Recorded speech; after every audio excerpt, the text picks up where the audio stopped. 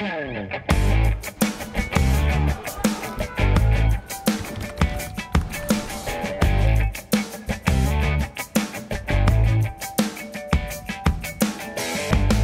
programa de hoje, estamos aqui em São Paulo, direto da APADEP, que é a Associação dos Defensores Públicos do Estado de São Paulo, e vamos conversar com o presidente, que é o Rafael Galati, para que você compreenda um pouco mais o trabalho, a função, a importância da Defensoria Pública e também fique bastante informado sobre o próprio trabalho da Defensoria Pública no Estado de São Paulo, como também da própria associação. Seja bem-vindo, presidente, ao nosso Espaço Cidadão.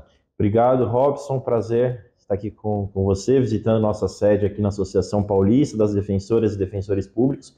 Fico à disposição para a gente bater um papo aí nesses próximos 20 minutos. Obrigado, das defensoras e defensores públicos aqui do Estado de São Paulo. E eu inicio a nossa entrevista pedindo que você compartilhe com quem nos acompanha pela televisão, pela internet, de manhã ou de tarde ou de noite, né, o que é a Defensoria Pública, né, e qual é a sua principal missão.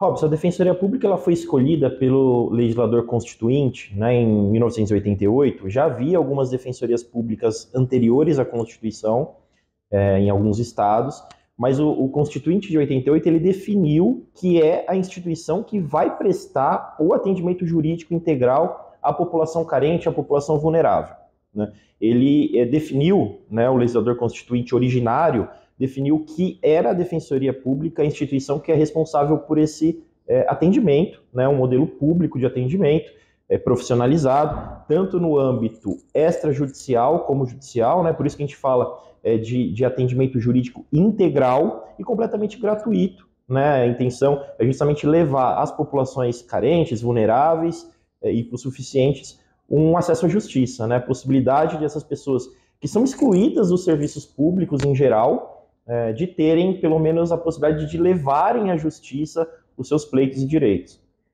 Sem dúvida, e há um detalhe importante que muitas pessoas não percebem. Quando você pensa na política, por exemplo, você escolhe políticos que vão, pelo menos teoricamente, te representar, né? Do mesmo jeito, na justiça, você precisa de alguém que te represente, que é o advogado. Mas há muitas pessoas no Brasil inteiro, aqui em São Paulo, do Oiapoque ao Chuí, que não tem condição de pagar um advogado. E quem vai defender essas pessoas?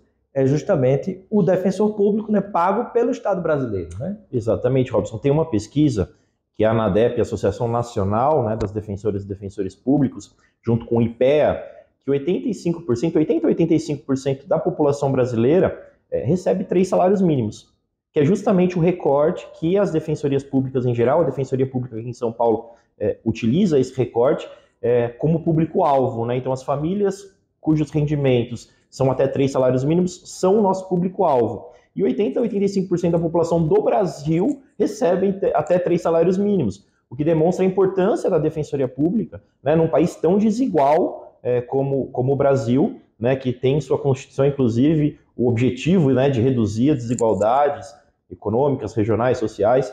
Então, a Defensoria Pública, nesse contexto, se torna uma instituição extremamente relevante no cenário político, no cenário social, né, e esperamos que, embora a previsão seja de 88, né, que num breve período todas as defensorias públicas, né, do Estado, da União, estejam devidamente estruturadas para conseguir atingir o seu objetivo, né, de reduzir essas desigualdades e dar acesso à justiça à população.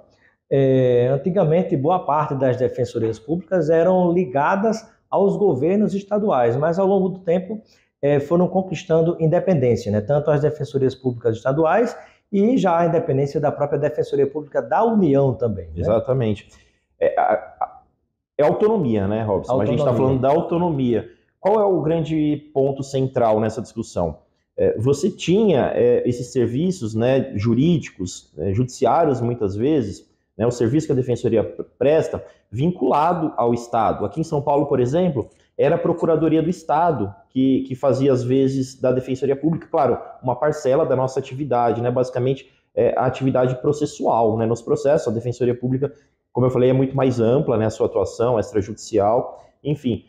Quando você atrela ao Estado, você tem uma série de consequências que acabam trazendo dificuldades para o serviço prestado, né? Como que você vai litigar contra quem te organiza e te sustenta financeiramente, né? Era a realidade, né? Hoje a gente tem, com a autonomia, né, da Defensoria Pública de São Paulo, de todas as defensorias públicas hoje tem a sua autonomia, né, alcançada aqui em São Paulo desde 2006, com a criação, né, nós já tínhamos essa questão da autonomia. No Brasil todo, em 2014, com a Emenda Constitucional 80, né, ele traz autonomia aos estados e à Defensoria Pública da União. Você desvincula, né, nós temos autonomia administrativa e financeira, o que possibilita que nós possamos fazer um trabalho muito mais livre, né, sem vínculos, sem amarras com o Estado, que muitas vezes é quem a gente tem que litigar contra, né, como, por exemplo, nos casos de saúde, serviços públicos em geral, né? Litigar quem entrar na justiça, né, contra aquela pessoa ou instituição. Exatamente. Né? E aí, uma outra informação que nós poderíamos compartilhar com quem nos acompanha, para que as pessoas entendam, né, em que situações ela pode procurar o apoio da Defensoria Pública, essas pessoas que têm em torno de, vamos dizer assim, 3 salários mínimos, né, de renda, que, aliás, mesmo quando você tem pessoas com 5 salários mínimos de renda, às vezes um salário vai embora com plano de saúde e outras coisas, e mesmo assim eu acho que ainda dá para recorrer na Defensoria Pública, né? Porque tem esses casos de plano de saúde, me parece que tem gerado muitas demandas, né? Tem. É uma regra geral, né? A regra geral que comporta exceções. Cada estado, exercendo sua autonomia, define o seu limite de atendimento, né? Aqui em São Paulo, por exemplo, a regra geral são 3 salários mínimos, mas há a possibilidade de excepcionar isso no caso concreto, né? Então, uma pessoa que ganha 5 salários mínimos, mas tem gastos, comprove uns gastos exorbitantes, né, com aluguel, de repente, com medicamentos, o defensor público pode, no caso concreto, autorizar aquele atendimento, tá? E algumas populações vulneráveis também, né? Por exemplo, se a gente pensar numa mulher que é vítima de violência doméstica, no momento em que ela é expulsa de casa pelo marido, ela está numa situação de vulnerabilidade imensa, né? Então nós fazemos esse atendimento, pelo menos esse primeiro atendimento, que é da medida protetiva, né, do acolhimento dessa mulher na nossa instituição, nós fazemos. Claro, depois, se ela tiver condições, né, for superar esse limite nosso, ela tem que procurar um advogado particular. Mas situações em que a pessoa se encontra, naquele momento, em situação de vulnerabilidade, nós também fazemos o atendimento, independentemente da renda. Perfeito. E aí, eu gostaria de compreender, por exemplo, qual a diferença dos casos nos quais a Defensoria Pública dos Estados pode atuar e em que situações diferentes pode atuar a Defensoria Pública da União? Robson, é uma questão de competência fixada pelos códigos, né? A Defensoria Pública Estadual atua na Justiça Estadual, né?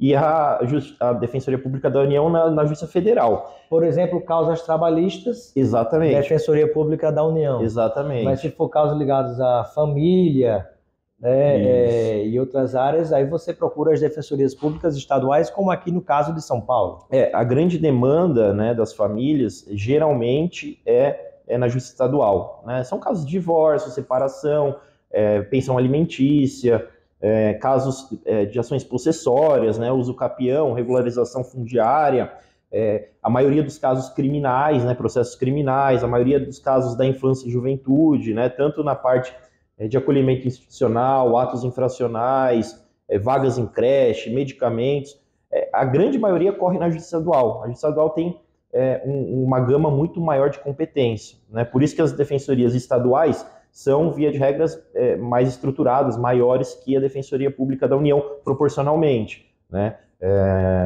Acho que essa é a diferença básica.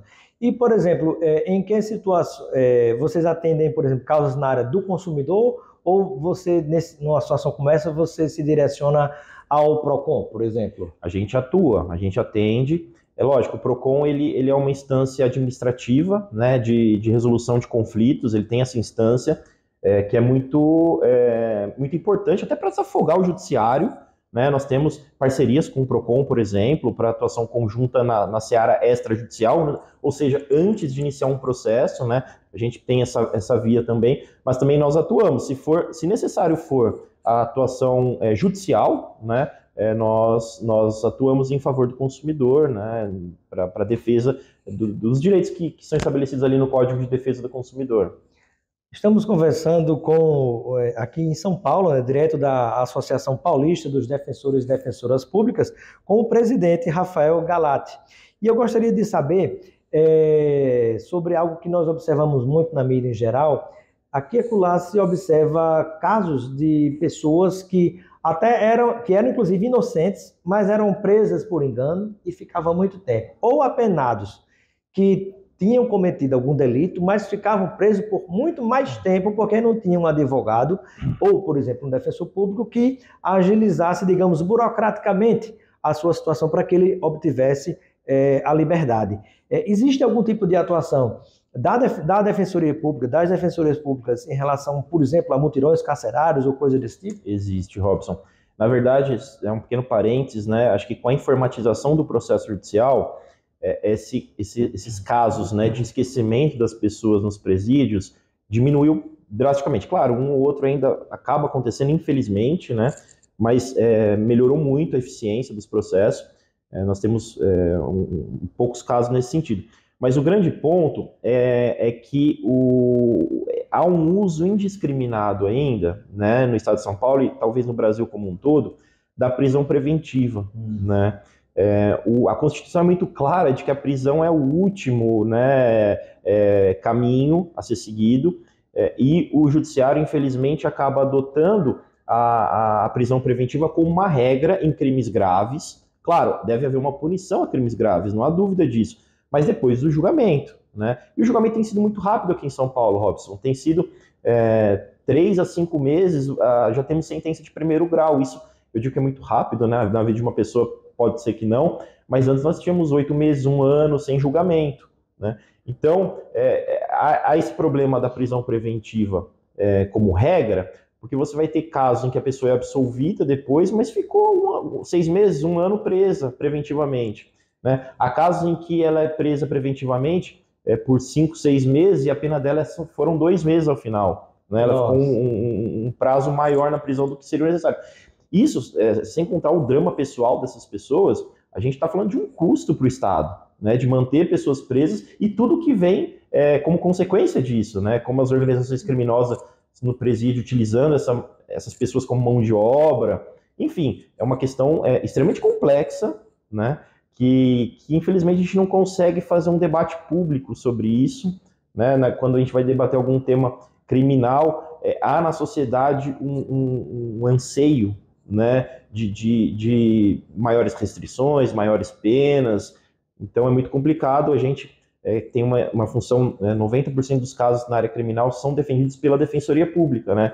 O sistema ele acaba focando nas pessoas pobres, negras, né? O sistema criminal, a gente tutela muito o patrimônio, né, no Brasil. Então os crimes de furto, de pequenos roubos são os mais comuns, né? Pequenos tráficos, que não envolve o patrimônio, né, mas é uma grande gama de pessoas presas em razão de pequenos tráficos, e a gente acaba tendo uma superpopulação que leva a inúmeros problemas. Sem dúvida. E eu gostaria que você pudesse nos falar um pouquinho também, já antes de entrarmos no assunto da Associação Paulista dos Defensores e Defensoras Públicas, né, digamos assim, ou quais seriam os 3 principais tipos de demandas ou de problemas que levam as pessoas a buscarem o suporte da Defensoria Pública Estadual, seja no estado de São Paulo, né? E me parece que aqui é uma amostra do que acontece no Brasil inteiro, né? Acaba se replicando, tá, Robson? O maior número de demandas que nós temos, que as pessoas procuram a Defensoria Pública, é na área de família, tá? Então, divórcio, a pensão alimentícia, principalmente. Teste de DNA, investigação de paternidade, negatória de paternidade, os casos de família. Esteja o pai vivo ou morto. Sim, né? Há muitos casos de investigação pós-mortem, né? Basicamente para resolver questões de pensão alimentícia, né? Quando a gente sofre uma crise econômica como a gente viveu, né, de 2015 para cá, as pessoas, a gente percebeu uma demanda muito alta, né, um aumento nessa demanda, em busca, né, da pensão alimentícia, que acaba sendo o único sustento para as famílias. Então, a área de família é a grande demanda de massa que nós temos. E aí eu coloco ao lado também a área criminal, né, como eu disse, os crimes são pequenos crimes, os presos não têm condições de contratar advogados, né? Então, 90% dos presos aqui em São Paulo são defendidos pela Defensoria. Sem falar na execução criminal, que é praticamente 100%, porque depois de condenado, com mais razão, ele não tem condições de contratar um advogado, né? Então, acho que talvez essas três são as maiores demandas aqui em São Paulo, que eu acredito que se repliquem na maior parte do país. O grande número de apenados, né? Não sei se você teria dados concretos, mas se não, pelo menos uma informação mais geral. Porque muito se fala, né, quando se defende, por exemplo, a regularização da utilização da maconha para uso pessoal e coisas desse tipo, muitas vezes se fala que isso gera um grande problema de um volume grande de pessoas que são presas por causa de pequenas drogas e a partir daí elas vão parar em presídios e acabam sendo recrutadas pelo crime organizado. Essas informações batem com o que vocês enxergam e lidam no dia a dia? Sim. Sim, uma grande parte, eu não vou saber precisar o número, a porcentagem disso, mas uma grande parte, tá, das prisões em flagrante são ocasionadas por tráfico de drogas. E o grande ponto, Robson, é que essas prisões não representam apreensões de grandes quantidades de droga. Não se pega o grande traficante, pega aquela Exatamente. Pessoa que está ali, né? Exatamente. Se nós estivéssemos falando de apreensões de toneladas de drogas, você está inibindo, né, um comércio ilegal. Agora, são prisões com 100 gramas, né, 60 porções, enfim, até menos. Tem muitos casos que com 12, 5 porções, ao invés de usuário, classifica como traficante. É um grande problema que nós temos, né? O Supremo Tribunal Federal vai voltar a julgar, né, o caso da descriminalização do porte de entorpecentes para uso próprio. É uma ação da Defensoria Pública aqui de São Paulo, né, de um defensor uma ação público. Que nasceu aqui em São Paulo. Exatamente, na comarca de Isso Diadema. já está repercutindo em todo o Brasil, né? Mais precisamente, algumas pessoas falam que seria uma decisão especificamente em relação ao consumo da maconha. Não seriam as drogas gerais. Não sei se é esse o caso. O pedido é para descriminalizar todas as drogas, né? Não havia como fazer um recorte ali naquele caso concreto. Se caminhou no início do julgamento no Supremo Tribunal Federal para uma delimitação, né? Só para maconha, que é uma droga, entre aspas, menos lesiva, né? Mas isso vai vir agora um novo voto, né? E a gente está acompanhando. Eu acho que seria importante uma discussão na sociedade sobre o tema, né? Por mais que seja a favor, seja contrário, acho que é uma discussão na sociedade. Discutir sem preconceito, né? Com base científica, com base em dados, né? E não muitas vezes gerando estardalhaço sem saber do que está se falando, né? Exatamente. Sem tabus, né? E eu gostaria que você nos falasse um pouquinho agora, estamos aqui em São Paulo, direto da sede da Associação Paulista dos Defensores e Defensoras Públicas, conversando com o presidente Rafael Galati. E eu queria que você pudesse falar um pouquinho sobre qual é o papel da Associação Paulista dos Defensores Públicos, como é que vocês atuam, né, e que contribuições vocês têm dado tanto à Defensoria Pública do Estado de São Paulo, né, e até nacional, pelo que você está colocando, né, e em relação aos próprios cidadãos que precisam desse tipo de serviço. Bom, Robson, como uma entidade de classe, é normal que nós atuemos para o fortalecimento da instituição, né? Nós temos aqui em São Paulo 789 defensores e defensoras públicas, sendo que 733 são associados e associadas da APADEP, né? 93%, 94% de associados, um índice bastante importante que nós nos orgulhamos muito. Nesse sentido, acho que é importante, como São Paulo foi uma das últimas defensorias a serem criadas no país, né, só em 2006, nós ainda temos uma série de problemas estruturais, né, tanto nas unidades em que nós já estamos, quanto em várias cidades, várias comarcas, que a Defensoria Pública não chega diretamente. Né? Nessas cidades nós mantemos convênios para que a população não fique desamparada, mas não é a mesma atuação, né, completa, extrajudicial, judicial, educação em direitos, ação civil pública, tutela coletiva, que a Defensoria Pública faz diretamente.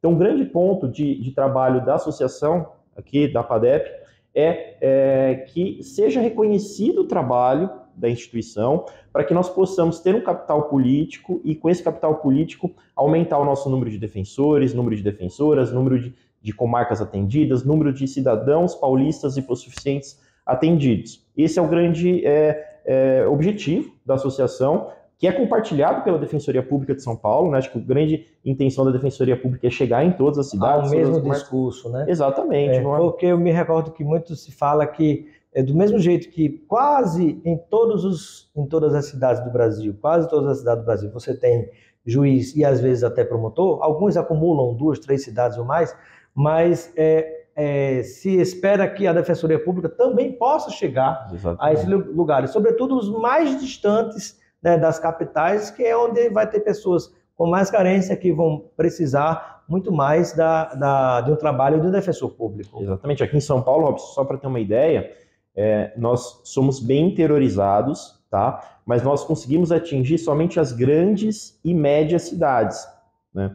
Há ainda algumas médias que nós precisamos avançar, mas nas pequenas cidades, via de regra, nós não conseguimos chegar, né? E aí precisamos, e acho que esse é o grande ponto, né, de um maior investimento orçamentário do Estado para que nós possamos desempenhar essas atividades no Estado todo, né, como foi a determinação constitucional do legislador de 88, né, da Constituição Federal de 88.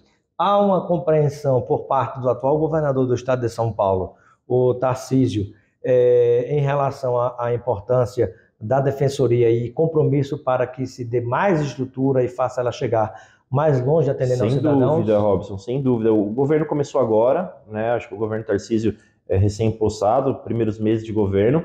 Nós ainda não tivemos um pleito direto, né, de qualquer que seja da Defensoria Pública, mas ele tem sido muito sensível, né, nas conversas aí com o nosso defensor público geral. Acredito que quando for demandado, e acho que em breve haverá algum pedido, né, para que nós possamos, embora tenhamos autonomia administrativa e financeira, é sempre necessário essa conversa com o governador do estado. Espero que ele tenha essa sensibilidade, né, de que saber que estamos no estado mais populoso do Brasil e, portanto, com maior número de pobres, né, de pessoas carentes, e que a Defensoria Pública é fundamental num contexto desse para fazer o atendimento dessa população. Você lembrou bem, inclusive, a gigantesca população em situação de rua que nós temos aqui no estado de São Paulo, né? Eu, durante muitos anos, sempre frequentei muito São Paulo, agora estou mais presente aqui, e ao passar dos anos, né, sobretudo nos últimos 4 anos, aumentou de uma forma violenta a quantidade de pessoas sem um mínimo de assistência. Para nós que toma café, almoça e janta todos os dias e que chega em casa, toma um banho, né, ou utiliza, eu vou usar essa palavra, um sanitário para necessidades humanas, fisiológicas, né, a gente não sabe o que significa para quem não tem nada disso, né? Pessoas que acabam tendo que fazer suas necessidades no meio da rua, atrás de um poste. É algo lamentável, como muitas vezes se presencia, né, e chocante em várias partes do Brasil, mas especialmente aqui no estado de São Paulo. A gente está bem no centro aqui de São Paulo, Robson, né? E a gente percebeu, sobretudo após a pandemia, uma mudança no perfil das pessoas que estão em situação de rua, né? Antes nós tínhamos um perfil de homens de meia idade, né, sozinhos. Hoje nós vemos famílias, né? Não sei se você chegou a ver aqui, barracas, né, com famílias, crianças. É um drama social, uma tragédia social, né, com uma solução extremamente complexa. Não é uma ou duas medidas que adotadas vão resolver esse problema, é algo muito mais profundo. Uma rede de assistência, né, urgente. Exatamente. Né? Vários serviços públicos precisam trabalhar conectados, né, para que nós possamos fazer frente a esse drama, né, essa tragédia que nós vivemos como sociedade. Sem dúvida. E quando chegar o final do seu mandato, o que é que fará com que você sinta-se com a missão, com o dever cumprido à frente da Associação Paulista de Defensores e Defensoras Públicas? Robson, bem sinceramente, eu acho que é entregar tanto a associação, né, acho que diretamente a gente pode dizer isso, mas a Defensoria também num degrau acima do que a gente recebeu, né? Acho que como somos uma instituição extremamente jovem, né? A nossa associação também é extremamente jovem, foi criada no mesmo ano da criação aqui da Defensoria Pública. Nós ainda temos uma série de avanços necessários para a estruturação, reconhecimento político, tanto na Assembleia Legislativa do Estado, no Congresso Nacional, perante o Executivo, perante a grande mídia, perante a sociedade como um todo. Eu acho que esse é o trabalho que nós temos aqui na APADEF nesses 2 anos, né? Levar uma imagem do defensor, da defensora pública, da Defensoria Pública uma boa imagem, né, à sociedade, porque muitos não conhecem ainda nossos serviços e quando passam a conhecer, passam a admirar bastante, porque é um trabalho que você vê uma diferença quando você consegue entregar um trabalho qualificado, né, na vida de cada cidadão carente aqui do estado de São Paulo. Sem dúvida. Eu quero mandar um abraço a todos os defensores e defensoras públicas do país através da presidente da Associação Nacional, que é a Rivana Ricarte. Eu transito muito entre Brasília e São Paulo, e toda vez que passo pelos corredores de Câmara, de Senado e Ministério, geralmente eu esbarro com a Rivana. Incansável, uma grande figura humana. Bom, eu quero agradecer a participação do presidente da Associação Paulista dos Defensores e Defensoras Públicas, que está aqui conosco. Estamos aqui direto da sede, que é o Rafael Galati, e eu quero agradecer a atenção dos telespectadores e deixar um momento final para suas despedidas junto a todos aqueles e aquelas que nos acompanham. Pode complementar com alguma informação que você considere importante e, porventura, a gente não tenha abordado aqui no programa. Robson, eu queria só agradecer. Acho que todo o espaço que é concedido à Defensoria Pública, à Associação dos Defensores, aos defensores públicos e defensoras públicas, é um espaço para levar a mensagem da instituição, um trabalho incansável aqui das defensoras e defensores públicos. Nós temos em São Paulo, nós temos uma emenda constitucional aprovada em 2014, em que diz que cada comarca deve ter um defensor público.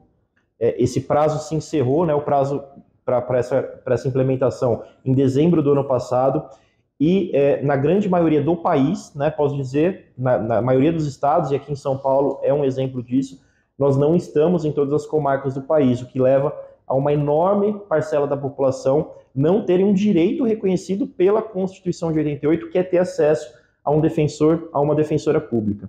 Então eu queria deixar o meu agradecimento por esse espaço, né, para que torne a Defensoria Pública cada vez mais conhecida, e propor uma reflexão, né, para que nós possamos ter um investimento maior na Defensoria Pública, não só aqui em São Paulo, mas como todo o país, para que nós possamos cumprir a nossa missão constitucional de atender o cidadão e a cidadã carente do país. Muito obrigado. Obrigado.